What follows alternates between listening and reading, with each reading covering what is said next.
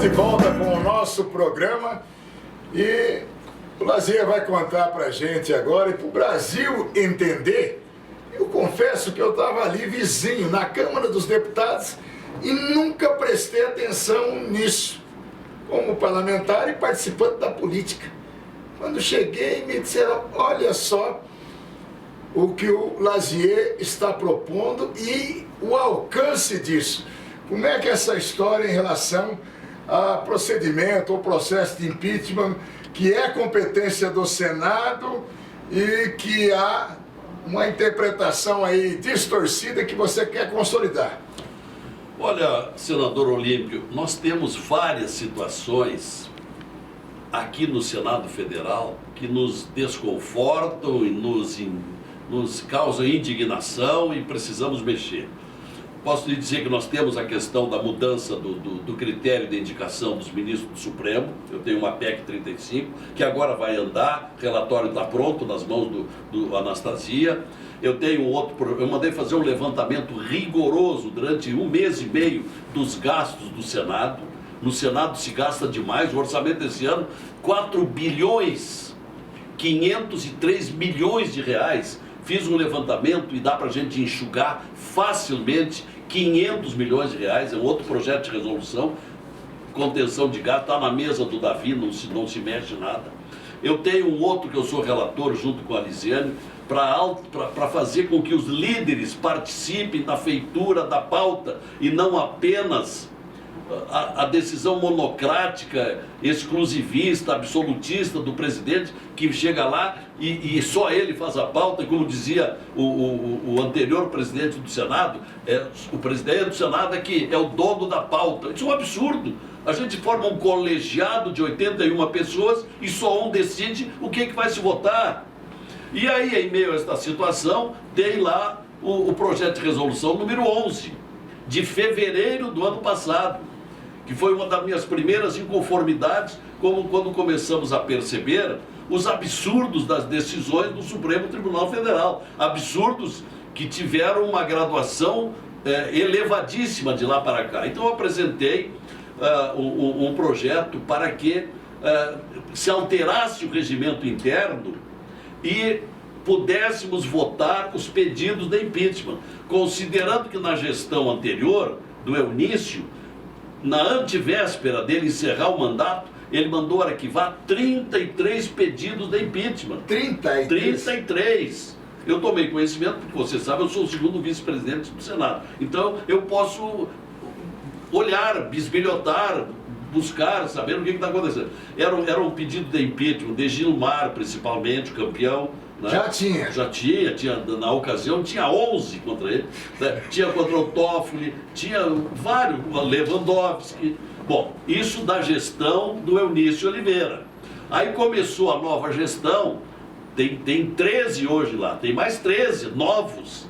Desses 13, tem 8 contra o Gilmar, tem 3 contra o Toffoli. Bom, isto é a herança da insatisfação dos brasileiros que se perpetua e não se toma atitude nenhuma. Então eu entrei com esse pedido porque diz o artigo, um determinado artigo do regimento interno, que recebido o requerimento de impeachment, cabe ao presidente ouvir a mesa.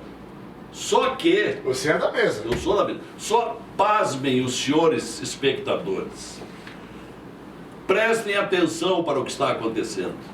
Em todo o ano que está terminando, o presidente do Senado não realizou nenhuma reunião da mesa diretora, onde eu participo. Mas nós votamos a eleição da mesa. Votaram, mas em vão, né?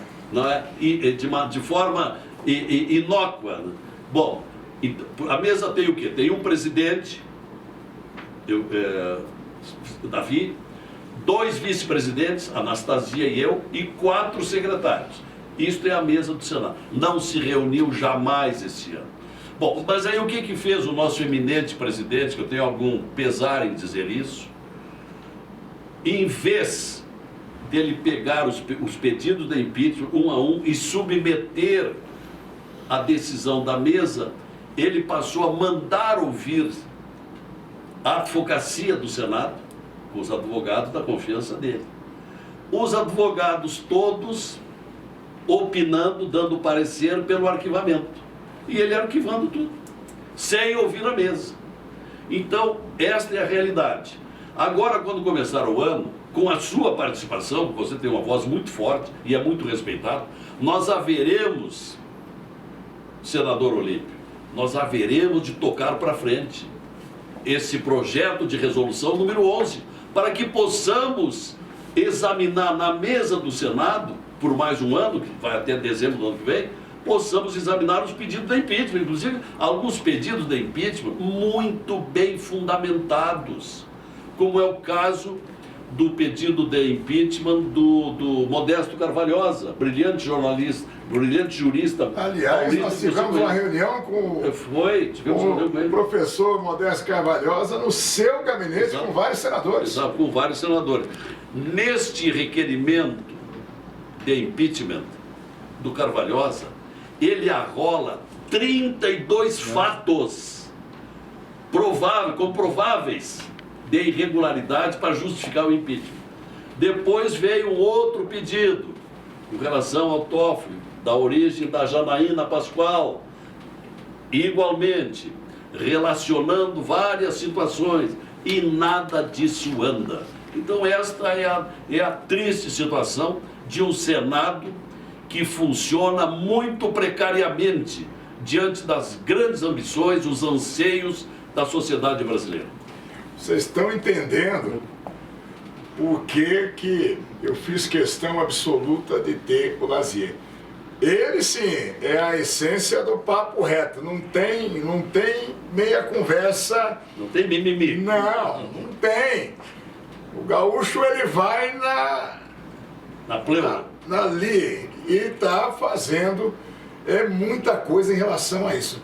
Antes até da gente ir para um último bloco, onde nós vamos falar do projeto dele que foi votado, que retoma a possibilidade da prisão em segunda instância, o projeto 166, que ele é o autor.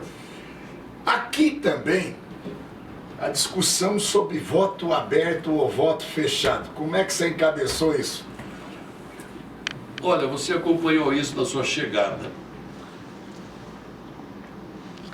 Se não tivesse voto aberto, se não tivesse aquele despertar, aquela mobilização nacional que se criou em função da palavra voto aberto, o senhor Renan Calheiros teria sido eleito mais uma vez presidente do Senado, ele que tem uma coleção de acusações e processos criminais contra ele, e nenhum anda, surpreendentemente, para algo assim que eu não consigo entender. Por que a Procuradoria-Geral da República não faz andar? Por que o Supremo não julga, não processa? Qual é o fenômeno, qual é o milagre? Bom, mas aí, quando eu senti que o Renan ia ganhar a eleição, o que eu fiz? Eu fiz uma questão de ordem. O Eunício indeferiu. O que eu... Aí fui com mandado de segurança para o Supremo Tribunal Federal, caiu com o ministro Marco Aurélio, ele deu a liminar. Só que 3 dias antes da eleição, o ministro Toffoli cassou a liminar.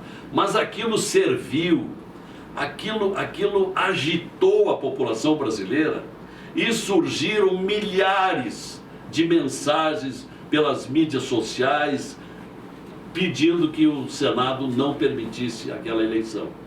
Bom, então, o próprio eleito presidente, com a minha colaboração, trabalhei muito pela eleição dele, ajudei a convencer o Álvaro, o Espiridião, a Simone, para que não concorresse, porque aí dividiriam votos e o Renan ganharia. E eles tiraram a candidatura, e aí ganhou o Davi.